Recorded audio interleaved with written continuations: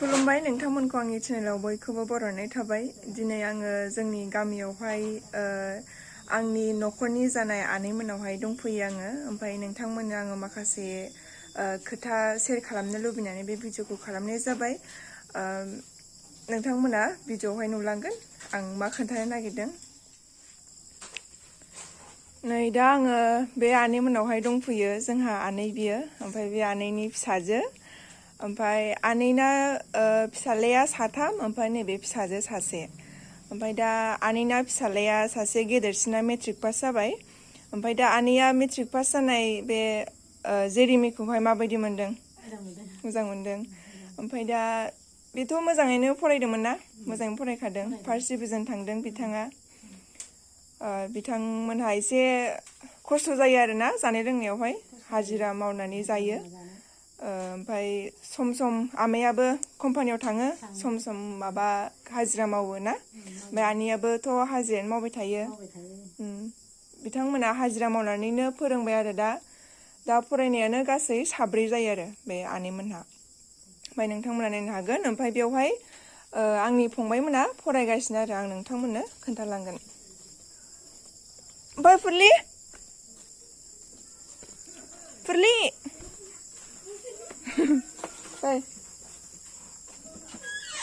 नैयावहाय फंबायमोना फरायगासिनो दङ। बेवहाय फेननि फेसिलिटि गैया आरो। नैबे फंबायानो मेट्रिक पास जाखांनानै दा फरायगासिनो। आर्टस लादोंना फंबाया? दा मा साबजेक्ट फरायदों? नै कारेन्टबो थांबाय। बड'। बिथाङा आर्टस लादों। मा कलेजाव लादों? हिमालया एकाडेमि मुसलपुराव।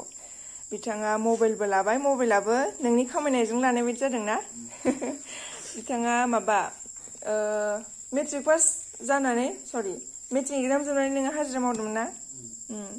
मेट्रिक पास जोबनानै हाजिरा मावनानै बियो गावनि खामायनायजोंनो 10,000नि बियो मबाइल लादों। फरायनायावबो बिराद मोजां, खामानि मावनायावबो बिराद मोजां, गासैयावबो एक्सपार्ट आरो ना। दा फरायगासिनो गरमबाबो। ओमफ्राय खिन्थु जोङो दा गरमावहाय जोङो थानो हायै बायदि जायो। बेयावबाबो फंबायमोना फरायगासिनोमोन। लाजिनानै खारखोसो ना माखो? ओइ गोमजोर, मा जाखो? लाजिदों? बिथाङाबो क्लास 10 मोनबाय, फंबाया।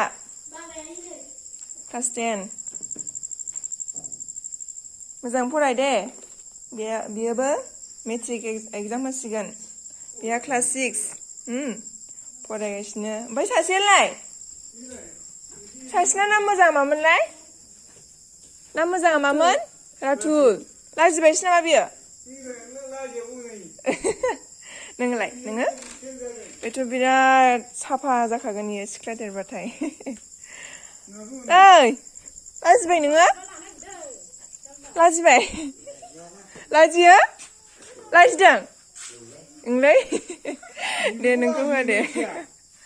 नोङो एग्जाम टाइमाव माबायदि फरायदोंमोन? माबायदि खस्थ' मोनदों नामा? खोन्थानानै होलाय। एग्जाम टाइमावथ' आं बारा इदि गोसो होनानै फरायद्रायाखै आरो। एग्जामनि सिगां एसे फरायदोंमोन। ओमफ्राय एग्जामनि साननैसो सिगाङाव फरायाखै आं बारा। मानो? ओरैनो बानानै। एसे फरायै माने बादोंमोन आरो ना। ओमफ्राय एग्जामावथ' जेबो माबा जायाखैमोन ना? उसुबिदाफोर जायाखैमोन, लोमजायाखैमोन? नोंखौहाय आङो एग्जामनि सिगाङावहाय नायफैनोनो सोलाबासै बायदि जाबाय आरो आङो। माने बन्द'बो मोनाखैमोन आङो बे समावहाय, खबर लाफैनो हायाखै आरो आङो। ओमफ्राय दासो दिनैसो मेट्रिक पास जानानै दिनैसो फैनो मोनदों। गोसोखांनानै फैनाय जाबाय आरो। मोजां फराय दे। औ होमबा स्कुलाव थांसैथ'। नैबे फंबाय जेरिमि ब्रह्मआ मेट्रिकआव 65% लानानै लोगोसे बड'आव लेटार लानानै मेट्रिकखौ पास खालामनो हादोंमोन। बिथाङा सोरखारि फरायसालियावनो बर' मिडियामावहाय फरायदोंमोन। लोगोसे दा बिथांमोननि न'आवहाय एसेबां फेसिलिटि गैया। बिथांमोननियावहाय गंसेबो फेन गैया। बिथांमोना गरमबाबो फरायथाबो बेबायदिनो थायो, हुदा जालांबाय। दा जेरै जोङो खिन्थु थानोनो हाया, जोङो गरमावहाय जेबो खामानि मावनो हाया, फरायनो हाया, जेबो कनसेन्ट्रेट खालामनो हाया आरो। सासे आदामोननाव फैबावबाय आङो। नै बिनानावा लेखा फरायगासिनो। बिनानावथ' नंला, आंखौहाय माबासो जायो, आनैसो जायो। homework लिरगासिनो बियो ओमफ्राय बिखिजाय नै मेट्रिक पास जानाय ओइ नोंहा मा मबाइल थाबाय थायो एसे नाहरलाय खनसे नाहरा बेबो मेट्रिक पास जाबाय लेखा फरायाखै बियो मालाय जिरिमियाव फरायगासिनो बेनाबो फरायगासिनो एसे खबर लाफैदां सेनो रोंबाय निसिन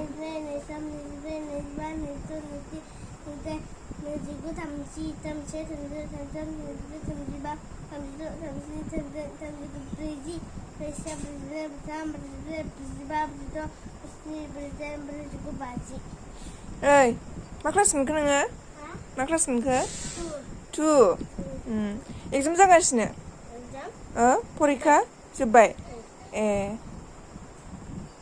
मोजां फराय दे नै आङो एसे लेखा फरायदोंमोन एसे माबाफोर माबा माबि एग्जाम दं नालाय ओमफ्राय आंनि आखराथ' बिराद गाज्रिखा ओमफ्राय आं आइया आंनि आखरखौ नायफैदोंमोन आरो ओमफ्राय दे फैलाय नै बेखौ फरायफै मा फिसालाय फैलाय मोजां नायफै aku mama kira ada masih tu mini jahat tangan dengan apa? Amin jala. Mini ada boy. Hunu aku masih. Nungabra.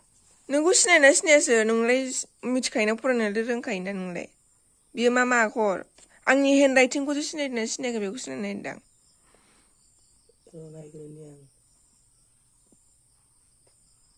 Yang nukaya nungo yang nukaya. Iya je. Masih leh. G Oh R A O Oh U P Oमफ्राय मा जाखो मा होननानै फरायगोन graph group A ओमफ्राय मा जाखो नै इखौलाय इखौ सिनायगोन